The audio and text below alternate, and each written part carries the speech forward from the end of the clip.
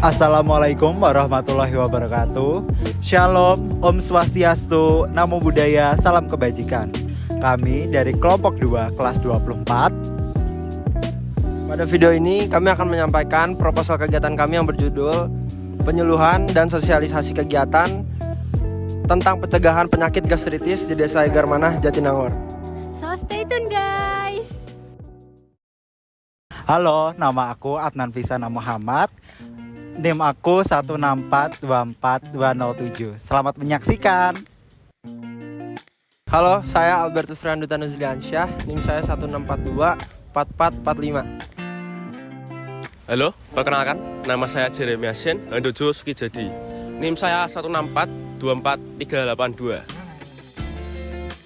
Halo, nama aku Isnaini Nur Fitri. NIM aku 164244110. Halo guys, nama saya Gulam Abdul Aziz. NIM saya 1642423. Penyakit asam lambung naik hingga ke kerongkongan atau sering disebut GERD meningkat di Indonesia akibat gaya hidup tidak sehat. Kehidupan dengan stres tinggi dan makan makanan berlemak diyakini sebagai pemicu penyakit reflux gastroesophageal disease atau GERD. Naiknya asam lambung terjadi karena berbagai faktor, antara lain produksi asam lambung berlebihan, lambatnya pengosongan lambung, dan katup bagian bawah kerongkongan yang mencegah naiknya makanan atau asam di lambung tidak berfungsi. Meski GERD tidak membahayakan keselamatan jiwa, nyatanya penyakit ini menurunkan kualitas hidup karena akan mengganggu seseorang dalam menjalankan aktivitasnya sehari-hari. Memahami definisi penyakit dan gastritis merupakan langkah awal bagi kita semua untuk dapat memperdalam wawasan serta mewaspadai presentase lonjakan penyakit gastritis di Jatinangor. Pola makan seseorang tentunya dipengaruhi oleh tingkat stres. Maka dari itu kita perlu memahami bagaimana pencegahan penyakit yang diidap oleh pasien, terutama bagaimana cara mengelola stres, dan dapat mengetahui kasus komplikasi yang dialami oleh pengidap gastritis, dan menjaga pola makan, serta memberikan pengetahuan untuk masyarakat luas terkait langkah-langkah yang harus dilakukan jika terkena penyakit gastritis ini. Gastritis sering terjadi karena pola makan yang buruk dan makanan yang dikonsumsi tidak sehat.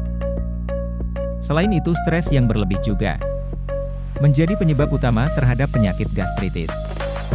Cara mencegah gastritis meliputi hindari alkohol, mengatur pola makan, kelola stres, memilih makanan yang baik, menjaga kebersihan yang baik untuk menghindari infeksi. Jadi, apa sih penyakit gastritis itu? Penyakit gastritis adalah peradangan pada dinding lambung yang menyebabkan nyeri pada ulu hati ataupun pada lambung.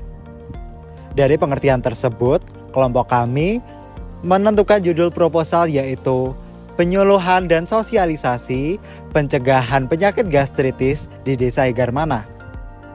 Alasan kelompok kami memilih judul tersebut karena menurut data Puskesmas Jatinangor, terdapat 1 dari 7 desa di Jatinangor memiliki jumlah persentase paling tinggi terhadap penyakit gastritis, yaitu di Desa Egarmanah.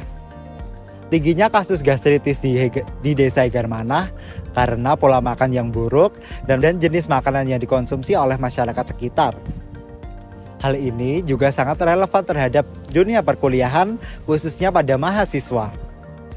Sebagian besar mahasiswa memiliki tingkat stres yang sangat tinggi, sehingga berpengaruh pada pola makan dan juga terhadap makanan yang dikonsumsinya yang bisa menyebabkan dan atau memicu penyakit gastritis.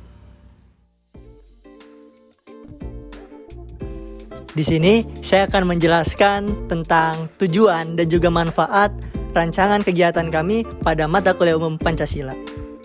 Tujuan kegiatan kami terbagi menjadi 5 poin. Poin yang pertama adalah menentukan prevalensi gastritis. Kelompok kami mengidentifikasi prevalensi gastritis masyarakat desa sekitar Jatinangor dengan menggunakan data dari berbagai macam jurnal dan juga data dari puskesmas setempat untuk dapat mengetahui suatu gambaran tentang tingkat kejadian penyakit gastritis ini. Poin yang kedua adalah menganalisis pola makan. Dengan menganalisis pola makan, kelompok kami akan melihat pola makan, frekuensi makan, jenis makanan yang dikonsumsi, serta kebiasaan masyarakat sekitar dalam mengonsumsi hal-hal yang dapat memengaruhi sistem pencernaan mereka. Poin yang ketiga adalah menganalisis hubungan. Tentunya, kelompok kami akan menganalisis lebih dalam terkait hubungan antara stres dan juga pola makan. Apakah ada kolerasi atau tidak? Poin yang keempat adalah meningkatkan pengetahuan. Kelompok kami menyediakan edukasi berupa poster digital maupun fisik terkait cara-cara pencegahan penyakit gastritis. Poin yang kelima atau yang terakhir adalah menyediakan rekomendasi. Kelompok kami menyediakan rekomendasi berupa langkah yang perlu diambil untuk dapat mengurangi risiko kejadian gastritis ini. Tentunya, kelompok kami akan dibimbing langsung oleh lembaga kesehatan setempat. Setelah tujuan, kami juga memiliki manfaat kegiatan yang tentunya dibagi menjadi 3 poin. Manfaat ini dibagi menjadi 3 poin, yaitu manfaat kepada kelompok kami, kelompok 2 kelas 24, kemudian manfaat kepada lembaga kesehatan, dan juga manfaat kepada masyarakat sekitar. Tentunya, dengan adanya tugas proyek Pancasila, kelompok kami dapat menambah ilmu baru terkait penyakit gastritis. Kemudian, kami juga akan melakukan penyuluhan, sosialisasi tentang cara pencegahan gastritis yang tentunya dapat membantu puskesmas dalam mengurangi grafik jumlah presentasi penyakit gastritis. Kemudian kepada masyarakat ataupun pembaca akan mendapatkan wawasan terkait bagaimana cara pengobatan dan juga cara pencegahan terkait penyakit gastritis.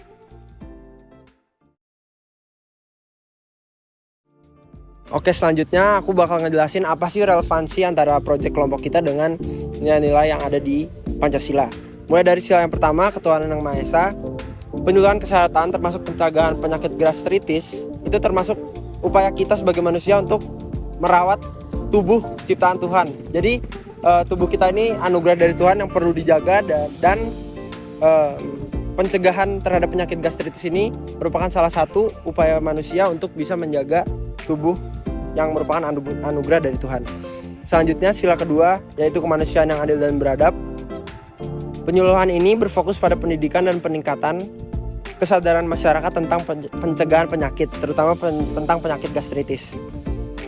Jadi dari penyuluhan ini mencerminkan sikap peduli terhadap kesejahteraan masyarakat luas, terutama dalam konteks ini kita bicara tentang di Desa Hegarmanah, Jatinangor.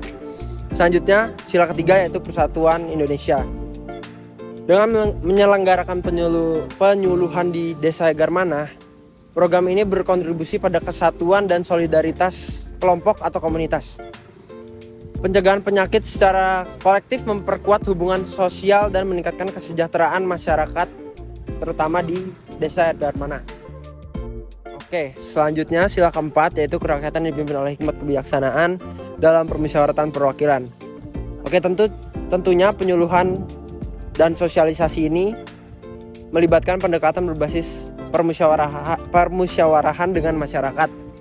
Jadi, ini mendemonstrasikan proses pengambilan keputusan dan tindakan berdasarkan musyawarah.